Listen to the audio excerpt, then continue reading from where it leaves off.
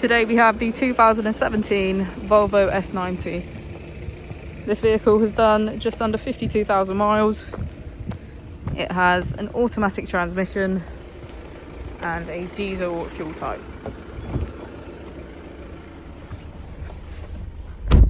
To the left of our steering wheel, we have cruise control as a feature, as well as our automatic headlights. On the right, we have voice control. Moving on to our screen, on our first page we have our applications. This is where we can find Apple and Android CarPlay, download center, driver performance, and our vehicle status.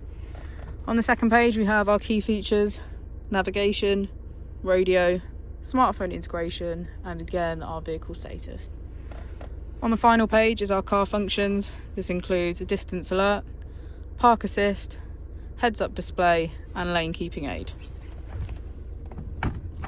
If we put the vehicle into reverse, we can see that it comes with a parking camera with parking sensors.